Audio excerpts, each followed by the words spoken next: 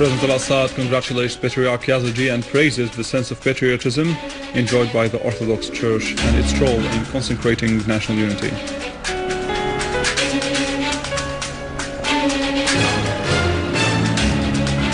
And President Al-Assad affirms that Syria will remain the beating heart of Arabism and will not concede its principal stance despite the conspiracies and pressures.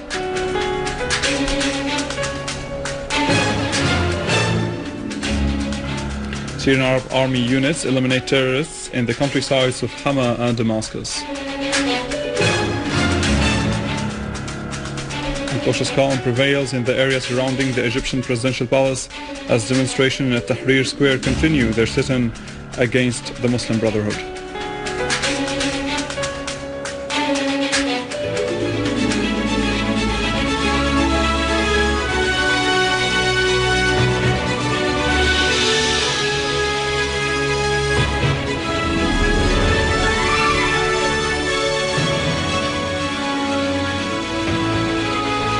Good afternoon, this is news in English from the Syrian Arab Television in Damascus.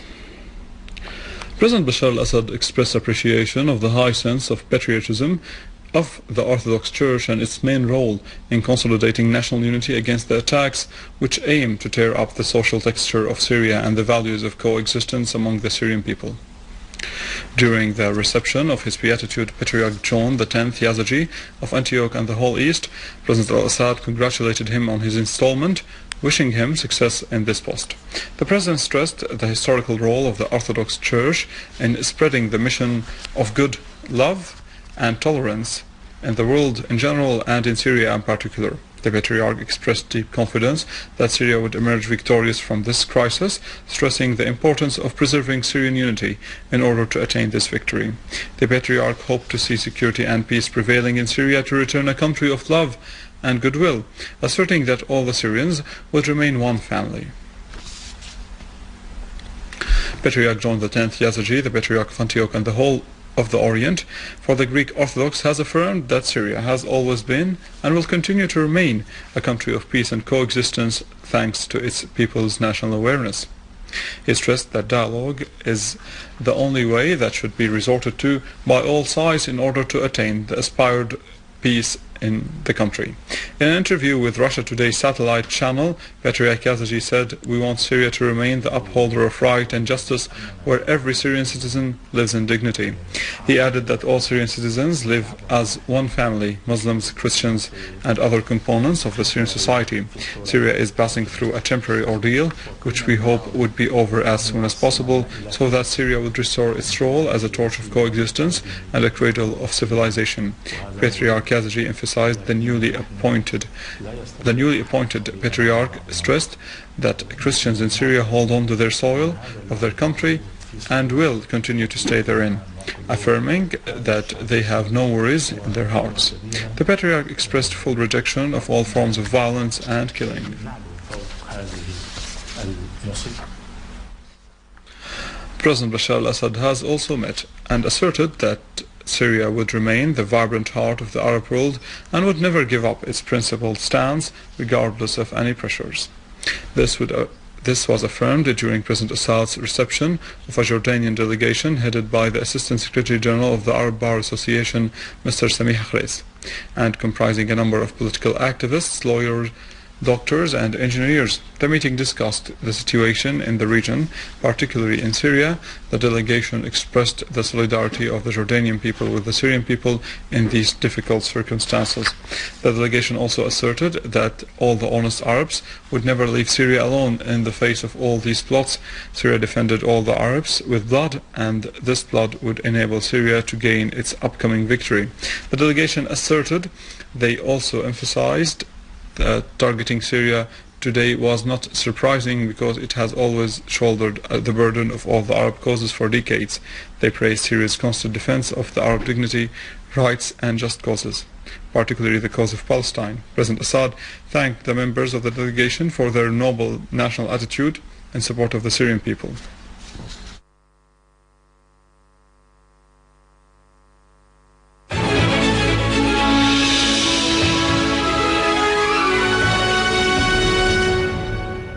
Following his talks with Algerian President Abdelaziz Bouteflika in Algeria yesterday, Russian Foreign Minister Sergei Lavrov said the two countries, Russia and Algeria, have agreed on the need to settle the situation in both Syria and Mali through political means without any foreign intervention. In a statement to the press, Lavrov added that both countries have also identical viewpoints regarding the need to activate the reform process of the world system in terms of relying on the sovereignty of law and the key role of the UN and the Security Council, as well as resorting to diplomatic means to settle conflicts without intervention in the internal affairs of sovereign states.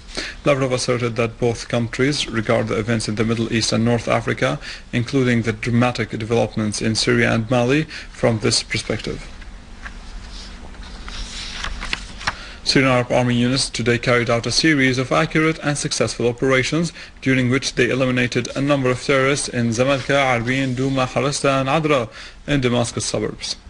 An official source told Sana news agency that several terrorists were killed and injured in Arbin and Zamalka, and their hideouts were destroyed, as well as the weapons and ammunition in their possession.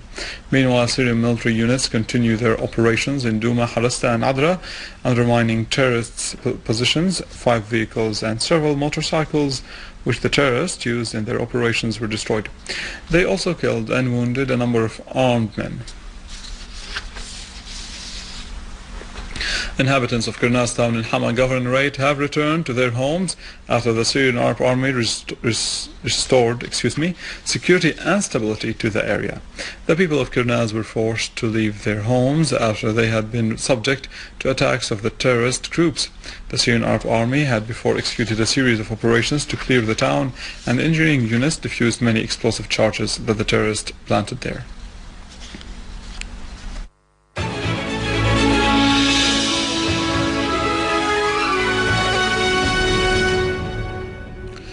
Following hours of severe confrontations that took place in front of the presidential palace yesterday night between Egyptian security forces and protesters demanding President Morsi to step down, cautious calm prevailed around the palace while protests continued in At-Tahrir Square against Morsi and the Muslim Brotherhood. Clashes in front of Al-Ittihadiyya Palace had continued for more than 5 hours, during which security forces shot several cartridges and fired tear gas, injuring many protesters and arresting several others. Meanwhile, a number of protesters blocked all the entrances to At-Tahrir compound and staged a sit-in, preventing workers from entering the place for the third consecutive day. Spokesman for Iran's Foreign Ministry Ramin Mahmanbrest held the International Atomic Energy Agency responsible for hindering a solution to Iran's nuclear file, pointing out that Iran's nuclear file should not be referred to the UN Security Council. Mahmanbrest emphasized the importance of recognizing Iran's nuclear rights according to the Non-Proliferation Treaty, pointing out that all Iran's nuclear activities are going on under the supervision of the IAEA. Mahmanbrest said dialogue with the IAEA should be technical and transparent, adding that Iran had greatly cooperated with the agency. On the issue of holding a dialogue between Iran and the US, Mahmanbrest said if Washington had the will for dialogue with Tehran, it should reveal good faith. Democratic Korea announced that it had successfully conducted a third nuclear test under the ground. Democratic Korea's news agency said Pyongyang successfully detonated a miniaturized nuclear device at a northeastern site.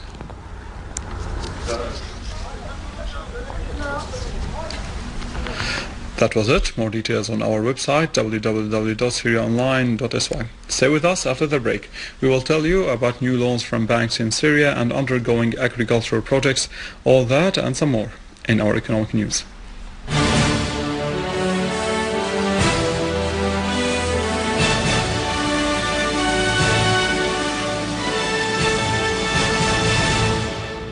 Ladies and gentlemen, good afternoon. Manager of the Commercial Bank of Syria said that the bank is currently working on accomplishing the operational instructions of the loans for people with low income. Moreover, there is an intention to grant investment loans to all state establishments. The bank will also grant loans ranging between 1 and 300,000 Syrian pounds by the end of this month, after accomplishing the operational instructions. The loans will be given to people with low income. The manager also stressed that new branches will be opened soon in several areas after launching Shahba branch in Sueda. Other new branches in Qneitra and Misyaf are going to be set up, in addition to a branch in the industrial city of Adra. A report issued by the Arab Center for the Study of Arid Zones and Dry Lands in Syria asserted that many agricultural projects are underway, some of which have already been implemented, while others faced obstacles because of the terrorist acts in some governorates such as Deir ez-Zor, Idlib and Daraa. The report said that implementing some projects in the eastern governorates is hardly possible within the current year. The projects also aimed at improving families' living standards by supporting income, especially the livestock and sustainable farming sectors. The report indicated that the center started its work in many projects in 2012 and it should finish in 2014.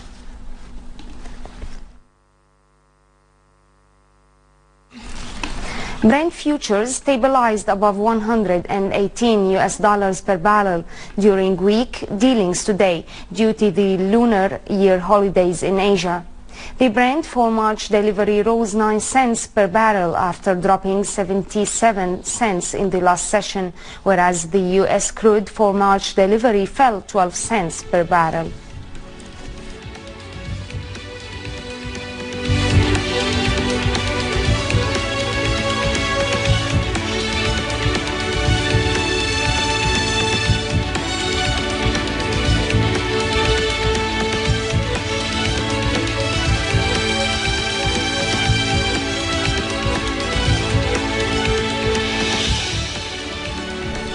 European shares slightly changed. The US index futures retreated while Asian shares ascended.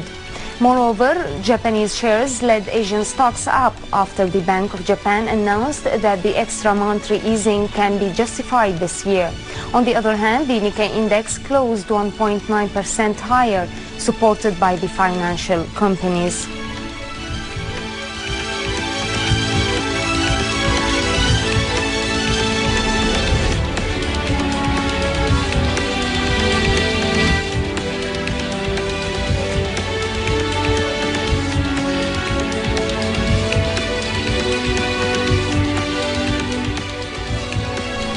Losses of gold worsened as gold registered its lowest level in over 1 month amid weak dealings. However, the low prices didn't attract safe haven-seeking buyers after Democratic Korea announced it had conducted an underground nuclear test.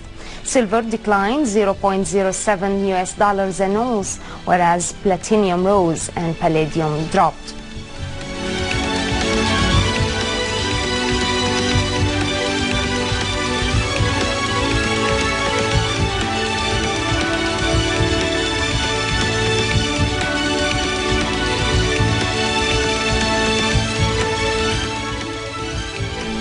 The yen reduced its losses in Asian trading after falling in the last session, as it was moving inside a narrow range around its lowest levels, while the euro slided ahead of the gross domestic product data for the currency bloc this week.